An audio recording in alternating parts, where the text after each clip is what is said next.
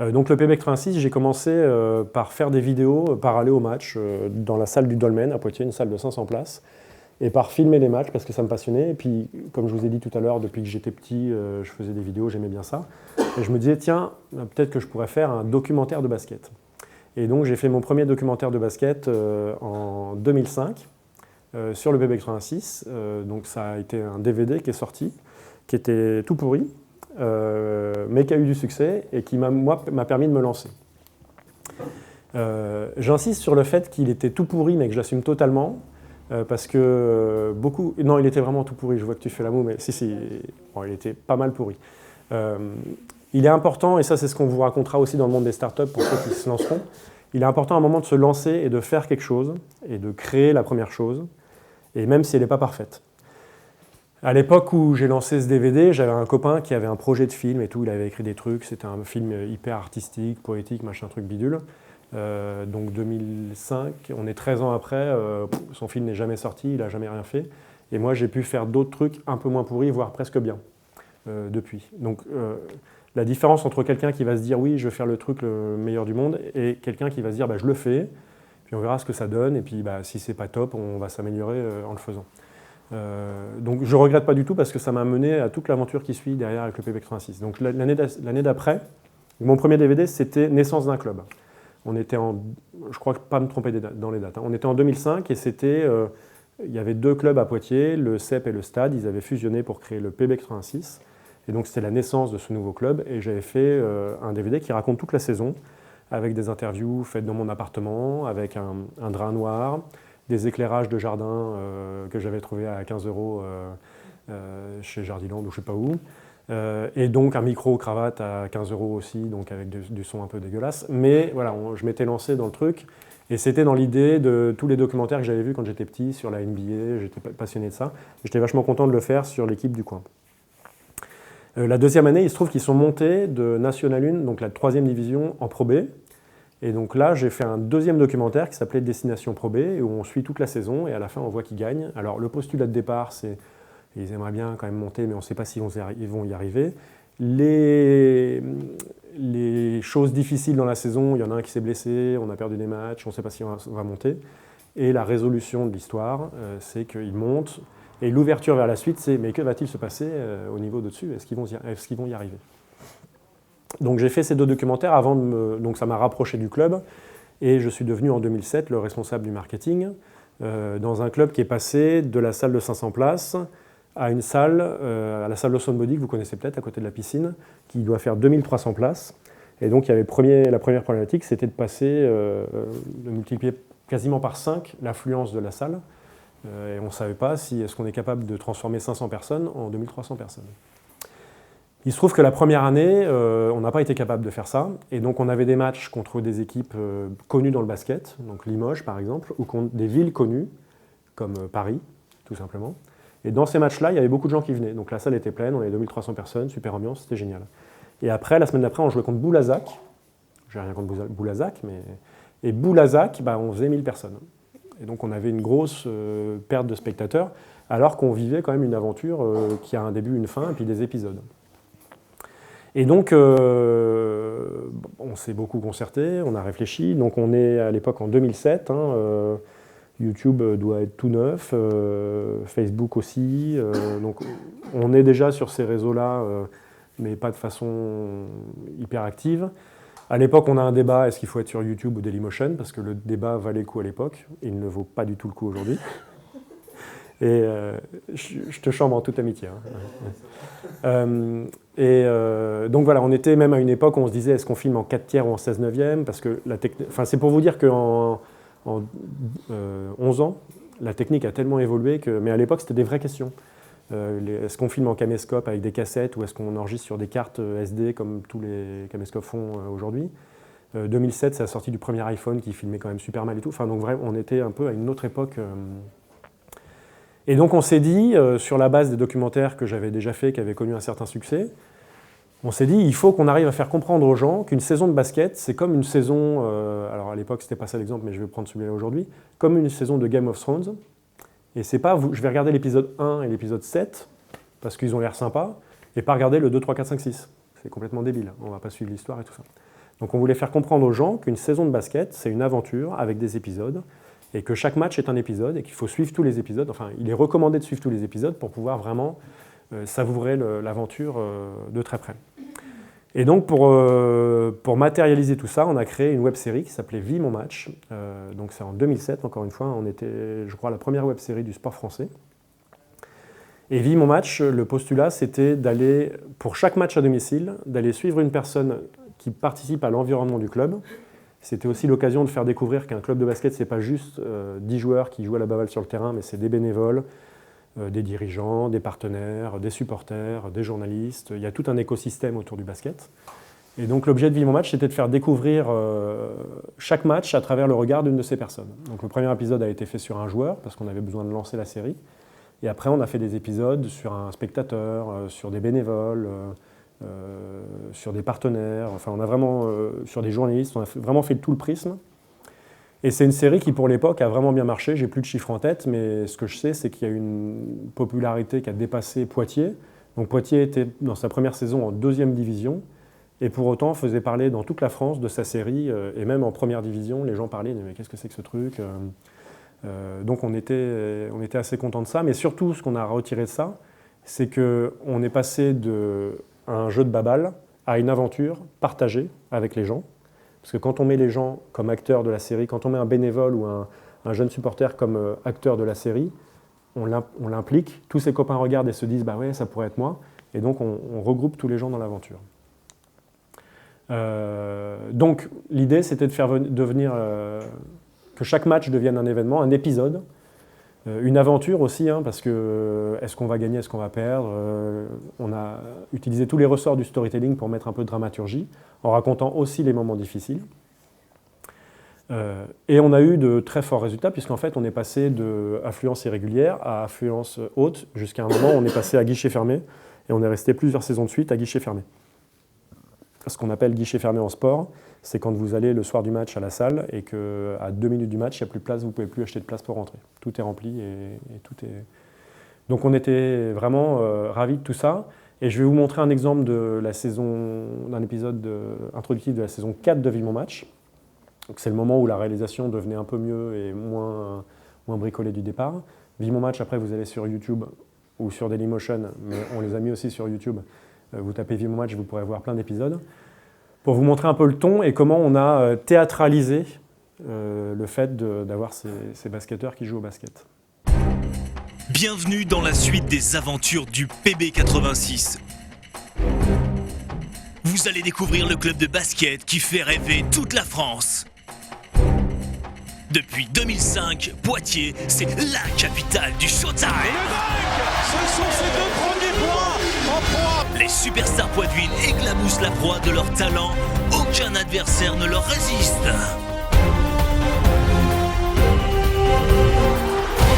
Dans leur immense arène, ces gladiateurs modernes sont venus à bout des plus grandes équipes.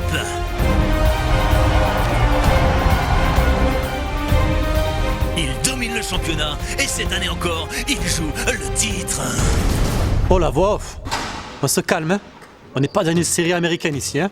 Ici, on est à Poitiers et on joue le maintien. Ok Cédric, t'énerve pas, je te la refais.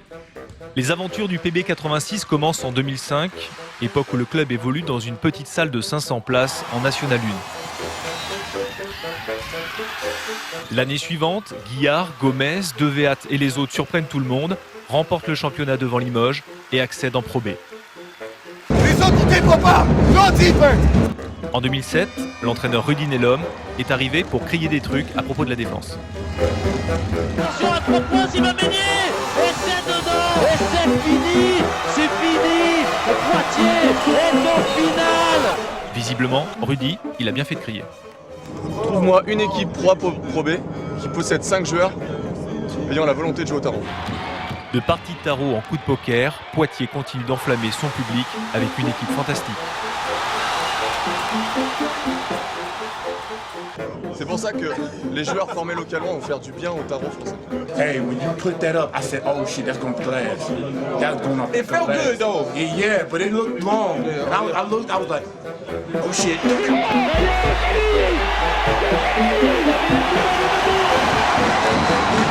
Après avoir perdu en finale en 2008, Poitiers gagne à Bercy contre Limoges en 2009 et décroche son ticket pour la Pro A.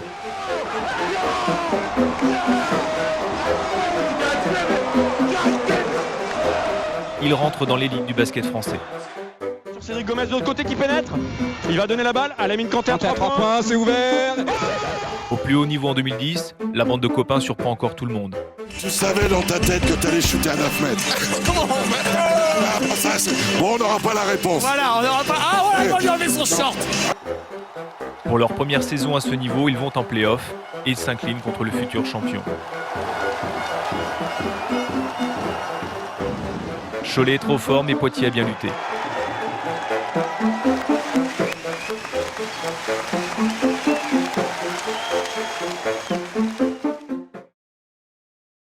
Voilà, je ne vous ai pas fait tout l'épisode parce qu'il dure 25 minutes. Donc vous avez noté qu'on ne se prend pas au sérieux, qu'on essaie d'avoir de l'humour et qu'on essaye... Alors ça ne se voit pas trop dans cet extrait-là parce que je ne pouvais pas vous montrer un épisode en entier. Mais on a essayé de creuser les personnages de chacun de nos joueurs. Donc Cédric Gomez avec son petit accent parce qu'il vient du Sud, c'était un personnage qu'on a transformé en Supermez. C'était le surnom qu'on lui disait. Et par exemple, on a fait une ou deux vidéos, je ne voulais pas amener celle-là, mais vous la trouverez sur YouTube, où Supermez sauve des situations. Et par exemple, on a un basketteur qui est en voiture, qui a oublié ses chaussures.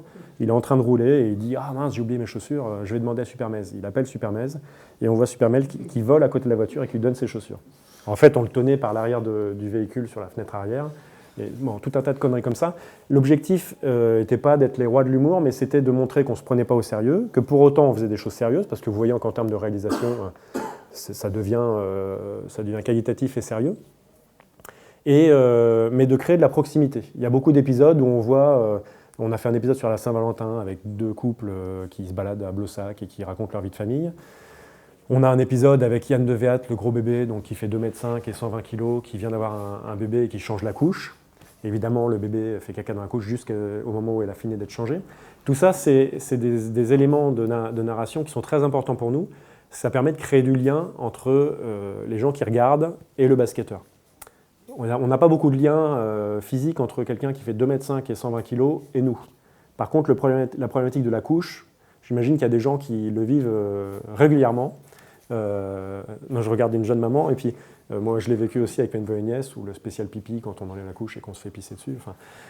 Mais toutes ces choses-là, c'est des choses importantes de la narration parce que ça crée du lien entre vous et la personne qui regarde. On a aussi des scènes mythiques où un grand de 2,20 m va faire ses courses chez Leader Price et donc il est avec son caddie et il faut qu'il se baisse pour passer entre... Donc voilà, on a beaucoup axé à la fois sur les gens et à la fois sur le spectacle. Et ça nous a donné beaucoup de réussite. Vous avez vu dans la vidéo l'évolution aussi de la taille des salles. On a fait Bercy, il n'y avait pas que nous, mais on a amené 2500 poids de vin à Bercy, il y avait une vingtaine de bus. C'est un truc qui se passe très rarement dans l'histoire de Poitiers, qu'autant de gens se déplacent au même endroit, sauf à mettre des gilets jaunes, mais pour des trucs comme ça, c'est assez rare. Et d'ailleurs, petite anecdote, sur donc la finale à Bercy, il y en a eu deux. La première, c'est la saison d'avant le lancement de Vie Mon Match. Alors moi, j'avais fait un docu sur les coulisses de cette finale-là qui avait été perdue. Et la deuxième, on a vraiment eu une saison, on a eu de la chance à tous les niveaux parce qu'on lance Vie Mon Match, on fait une magnifique saison et on va jusqu'en finale et on gagne la finale à Bercy contre Limoges, qui est la grande équipe du basket français. Et tout au long de cette histoire, il y a des anecdotes incroyables, on n'est pas loin de perdre, enfin il y a vraiment tout le suspense. Et ça a donné lieu à un documentaire qui s'appelle Vie Mon Match, les playoffs, qui est disponible sur YouTube si vous voulez, et qu'on a fini par diffuser au cinéma à Poitiers, au Méga CGR. On a fait 3 diffusions dans la plus grande salle, à guichet fermé à chaque fois. Et là encore, il y avait quelque chose d'intéressant, c'était de faire revivre aux gens des émotions qu'ils avaient vécues dans la salle.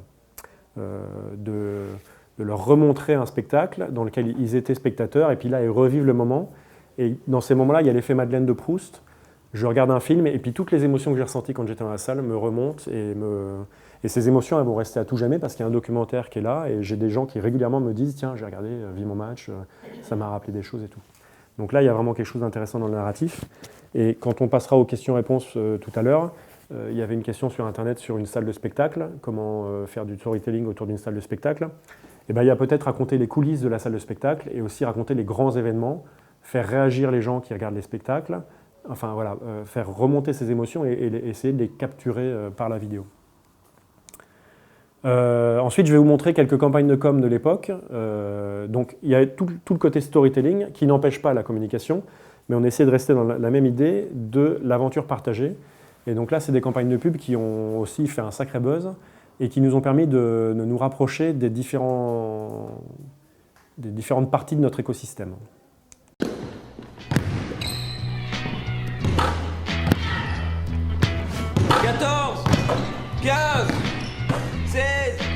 Allez, 17, 18, 19.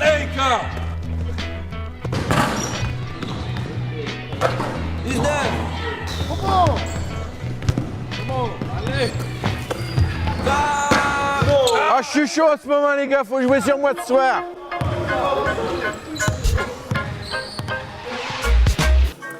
Donc lui, c'est un vrai supporter qu'on avait repéré parce qu'on trouvait qu'il avait une gueule. Et là, bien sûr, on rigole avec lui, on ne rigole pas de lui.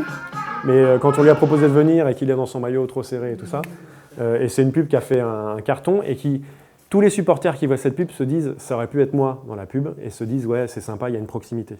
Et ça, c'est quelque chose qui est vraiment important. Alors, quand ce n'est pas dans le domaine du sport, il faut le faire avec vos clients, avec vos partenaires, avec les gens qui sont dans votre entourage, mais vraiment de se dire on n'est pas là juste là pour parler de nous, pour se la péter et tout ça, on est là pour partager la mise en valeur et vraiment faire que les gens adhèrent à notre projet. La pub suivante est dans le même esprit.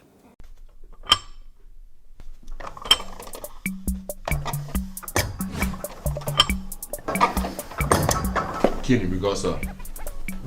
Je travaille tous les jours, man. Par rapport à ma taille, tout, je suis beaucoup plus fort que toi. No, you got those fake blow-up muscles. That's what you got. You ain't got the real muscles like these right here, guys. Mais tu dis n'importe quoi, t'es plus grand que moi, c'est pour ça que t'es le masse. Mais moi, comme je travaille tous les jours, je suis beaucoup plus costaud que toi. Mais regarde ça, regarde. That's because you're little. You got the little man complex. You be sitting there doing fake musculation, it don't work. Tu sais quoi, tu comprends rien. Incredible. C'est toi. Bon, les gars, vous arrêtez le blabla et rajoutez-moi 5 kilos de chaque côté.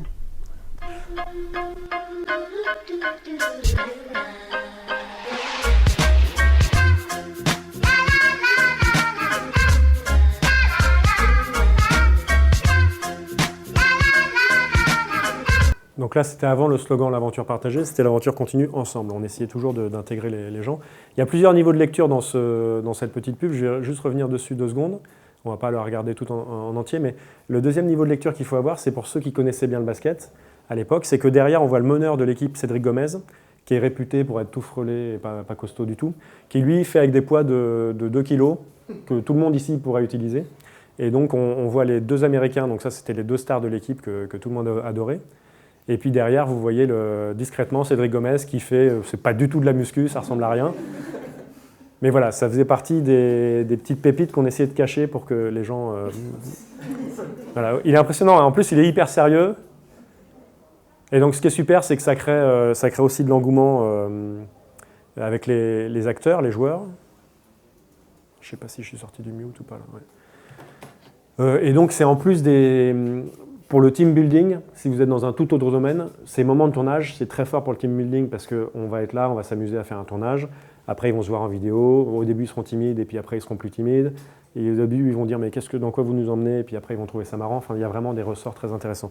Et le dernier, c'est je pense, une de nos plus belles performances parce que cette fois-ci, c'est avec un partenaire qui était le PDG de Chavenot-Bernis. Donc, c'est une entreprise tout à fait respectable et qui a un certain nombre de salariés. Et qu'on a réussi à... Vous allez voir comment on arrive à faire tomber les barrières. Et quand on arrive à aller à ce point-là, faire tomber les barrières, derrière les négociations de partenariat et tout, ça se fait les doigts dans le nez. Et surtout, la convivialité n'en est que décuplée.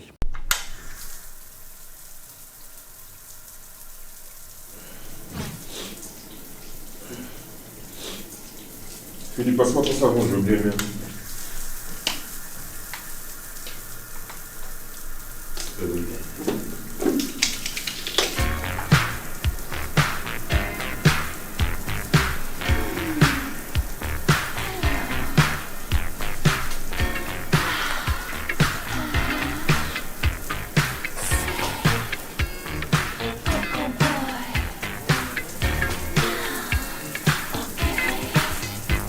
quoi, c'est bon? Ça va?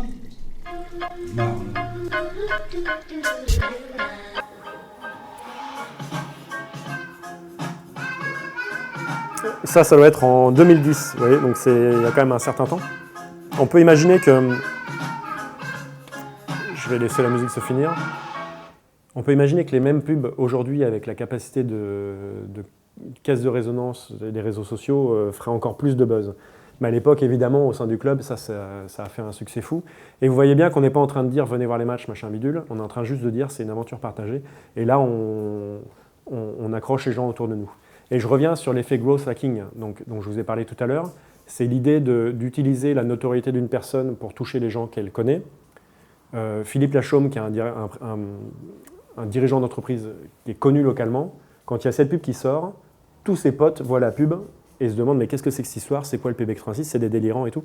Et potentiellement, ça attire vers nous des clients potentiels en termes de sponsoring. Donc c'est une façon de vraiment toucher des gens par ricochet. C'est un peu le marketing des influenceurs, mais à l'ancienne méthode. Ouais. La vidéo suivante que je vais vous montrer, c'est une vidéo qui résume un peu comment, après des années de travail, on est arrivé à une adhésion globale autour de notre aventure, liée sur des émotions, enfin, autour d'émotions, autour de souvenirs, d'implications, et qui reflète bien le PB86 comme je l'ai quitté en 2014.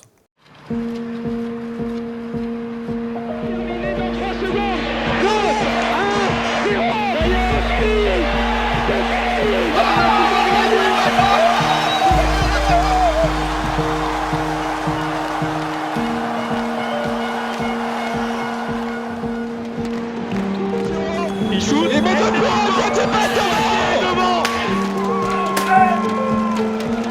Il joue en bas. Voilà, Maker ressort. À 3 points, Kaïma Canardais. C'est incroyable.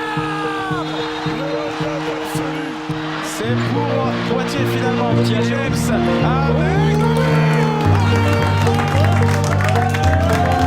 Justin qui va prendre le shoot à 3 points. C'est là.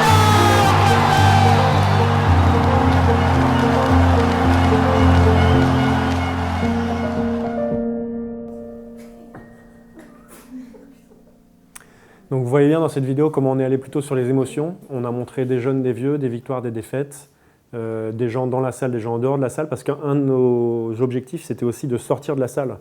Les sports comme le basket, ou même tous les sports, ont un vrai problème, c'est qu'ils sont bloqués dans leur salle. On a certes 2500 personnes dans la salle qui applaudissent, ou 4500 à la meilleure époque, mais l'objectif, c'est de rayonner au-delà des murs de la salle. Donc là, dans ce clip, on a bien montré comment les diffusions sur Internet, les retransmissions radio, tout ce qu'on a pu faire pour raconter notre histoire au-delà de nos murs a fonctionné et a fait qu'il y avait une forte adhésion. Quelques exemples de storytelling sur d'autres supports. À l'époque, on se posait la question aussi de qu'est-ce qu'on fait comme affiche pour les matchs. Là, c'est une des affiches sérieuses, mais c'est une période où on a testé plein de trucs. L'idée, c'était de se dire, laissons cours à l'imagination de tous, testons des choses et puis on verra bien, il y a des choses qui marchent et des choses qui ne marchent pas. Et en fait, quelques années après, les gens ne retiennent que les trucs qui ont marché. Donc tous nos plantages, ils sont oubliés. Donc là, l'idée de cette affiche, c'était de se présenter plutôt comme une affiche de cinéma. Et de se dire, voilà, il y a un truc qui va se passer aux arènes, mais c'est pas, on n'a pas mis juste un mec avec un ballon pour dire match au samedi soir. Parce que d'ailleurs, match est un terme qu'on a banni de la communication à l'époque. On vendait les soirées basket. Il y a une différence entre un match, où on fait tomber les piles et on casse tout. Il y a une différence entre un match et une soirée basket. La soirée basket, c'est le fait d'aller à la salle, de pouvoir rencontrer ses potes, de pouvoir manger un sandwich, de y aller en famille, de rester après le match pour un petit pot, ou alors d'aller éventuellement dans un bar ou un restaurant. Et vraiment, c'est toute une soirée, c'est pas juste venir au match. Donc on avait banni de la communication match, c'était soirée basket. C'est des éléments sémantiques super importants en fait. De vraiment se questionner sur chaque mot utilisé. Et ça correspond un peu à notre why aussi. Notre why, c'était une aventure partagée, c'était pas juste des ballons dans des paniers, quoi. À une époque, avec le Conseil Général, donc on avait beaucoup de partenariats obligatoires, on va dire. Le Conseil général étant un gros partenaire, il fallait qu'on mène une opération avec eux. Pendant longtemps, les opérations avaient été, on met un énorme logo sur le maillot, puis tout le monde est content. C'est quelque chose qu'on a travaillé aussi au PB86, l'habillage de la salle, des maillots et de l'environnement du spectacle. Quand vous allez au Méga CGR, vous rentrez, vous avez des moquettes avec des logos Méga CGR sur le sol et sur les murs. Tout est charté, vous êtes dans un environnement agréable. Quand vous rentrez dans un musée, c'est pareil. Quand vous rentrez dans différentes salles de spectacle, c'est pareil. Nous, on a beaucoup travaillé sur cette image, sur la disparition des logos de toutes les couleurs en mettant des logos juste en monochromie, donc sur un maillot bleu des logos blancs, sur un maillot blanc des logos bleus, pour que l'image soit jolie. Parce que ça participe aussi au fait qu'on se retrouve dans autre chose que du sport, mais dans une aventure avec des beaux décors, on va dire. Et quand le Conseil général nous dit qu'il faut qu'on fasse une opération, la première chose que j'ai fait avec eux, c'est que je leur ai dit, écoutez, il faut qu'on soit innovant, il faut qu'on trouve une idée qui nous associe au territoire et qu'on soit dans plutôt de l'association d'images que du placardage sur un maillot. Donc là, en l'occurrence, c'était les géants de la Vienne. Il y a eu toute une série de posters, de cartes postales qui ont été vendues. Et c'était mettre les basketteurs dans des situations à côté de lieux touristiques intéressants de la Vienne. Je vous ai mis que celle-là, mais il y a toute une série, il y avait 12 cartes postales qui avaient été faites. Et ça, c'est un projet qui avait bien marché, qui avait eu un écho national sur des sites de marketing, de tourisme et tout ça, donc c'était assez intéressant. Ça, c'est une de mes affiches de match préférées, parce que voilà, c'est les trois des Easy Top, hein, comme on les surnommait. Et donc, il y a plusieurs éléments, hein. Il y a le surpoids, le bronzage agriculteur, toutes ces choses-là. Et ça, donc il y en a deux, les deux du côté, c'est des supporters, même des pictagoules, donc qui sont dans le club des supporters et qui faisaient les tambours et tout. Et celui au milieu, c'est celui qui avait le studio photo dans lequel on faisait nos photos. Et le jour où on a fait cette photo-là, le gérant du studio s'est dit « Ah moi je vais me mettre dessus aussi ». Donc vous voyez, il y a un effet attirant de pouvoir oser des choses et de ne pas se prendre au sérieux.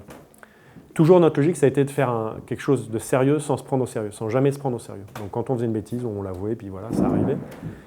Et je pense que ça parle aux gens parce que on leur montre qu'on n'est pas bien différent d'eux et puis ça nous permet surtout quand on fait une bêtise de se faire excuser plus vite. Et puis dans les événements un peu plus grandioses, donc c'est toujours dans la logique de sortir de la salle. Il y a une soirée de lancement qu'on avait fait dans la salle des Pas Perdus, c'est la salle du Palais de Justice. Et où là, l'idée c'était que l'année d'avant, Evan Fournier, que vous avez vu sur certaines vidéos, vous ne l'avez peut-être pas reconnu, qui est un joueur qui joue en NBA maintenant. Evan Fournier était parti l'année d'avant et avait été drafté. Quand on arrive en NBA, il y a une cérémonie qui permet aux équipes de choisir leurs joueurs. Ce n'est pas les joueurs qui choisissent où ils vont, c'est les équipes qui choisissent les joueurs. Et donc on ne sait pas quand on est un joueur, quand est-ce qu'on va être choisi. Et au moment où on est choisi, on est invité à venir sur le podium, à mettre une casquette et à serrer la main du chef de la NBA. On avait reproduit ça, on avait fait une draft avec notre équipe à nous en fait, et où chaque joueur, dans une salle des Pas Perdus bien remplie, chaque joueur venait, était appelé, et puis prenait la photo avec le président du club. Et c'était notre draft 2012 de la LNB. Alors ce qui était intéressant dans cette opération, c'est que déjà, emmener les gens dans la salle des Pas Perdus, faire un show dans la salle des Pas Perdus, ça ne se fait pas souvent. Donc pour nos partenaires et les bénévoles qui étaient là, c'était quelque chose de vraiment impressionnant. Et puis pour les joueurs et tout, c'était une expérience sympa. Enfin voilà, tout le monde s'y est retrouvé. Et on a eu des échos presse et tout ça qui étaient vraiment intéressants. Et puis parmi les autres opérations qu'on a fait, c'est qu'on a mis tous nos joueurs dans la boue. Et on a fait des séances photos, des basketteurs nus dans la boue. Et ça a donné l'objet, ça a été l'objet d'une exposition avec des grandes banderoles c'était plus que du 4x3, ça avait du 6x4. Quand on jouait aux arènes, sur le dos des tribunes, en fait, on avait des grandes bannières comme ça, où ces photos-là étaient imprimées sur un tissu type parchemin et imprimées avec de la terre qui était jetée en plus dessus. Donc c'était vraiment une œuvre artistique. Là, ce qui s'est trouvé, c'est qu'il y a un artiste qui nous a dit moi je fais ça. Bon, il y a d'autres artistes qui font ça dans le monde, hein, mais un local qui faisait ça. Est-ce que ça vous intéresse? Et en général, mes réponses quand on nous proposait un projet, c'était systématiquement oui. Après, on voyait si on allait au bout, mais on aimait bien accueillir les idées. Et donc, tout ça, ça participe à sortir de la simple logique de 5 joueurs contre 5 joueurs, et puis on jette le ballon, on espère qu'il rentre dedans. Et dans une logique de une aventure partagée, avec aussi un peu stariser nos héros. Et puis bon voilà, je vous ai pas mis, mais il y a beaucoup d'exemples encore une fois sur la vie quotidienne des joueurs, les Américains qui expliquent comment leur famille leur manque quand ils sont à l'étranger. On a un épisode où il y a la mère d'un joueur qui vient lui rendre visite et qui explique comment elle allait engueuler d'autres joueurs parce qu'il lui avait fait une blague pour son anniversaire. Ils avaient mis des rouleaux de PQ partout dans son appartement, ils avaient enlevé toutes les lumières de l'appartement qu'ils avaient planquées. Et donc, en fait, dans cet épisode-là, on montre la mère qui vient et qui engueule les joueurs, engueule le coach, et on voit que tout le monde c'est une femme noire américaine qui souvent ont du caractère et s'impose, et elle a terrorisé tout le club en fait. Et c'était assez marrant de voir aussi là-dessus l'inversion de rapport entre des basketteurs très costauds, très musclés, qui font toujours les mecs virils, ils font des têtes comme ça, et la mère qui arrive et qui les calme tous, c'était assez marrant.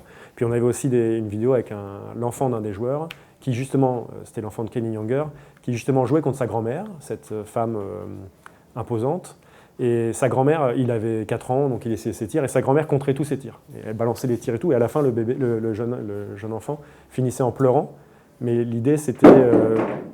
La mère nous expliquait, c'est comme ça que j'ai élevé Kenny, on va rien lui laisser de facile. Et donc, mais voilà, c'était des moments touchants où on arrivait à mêler vraiment autre chose que juste le basketteur.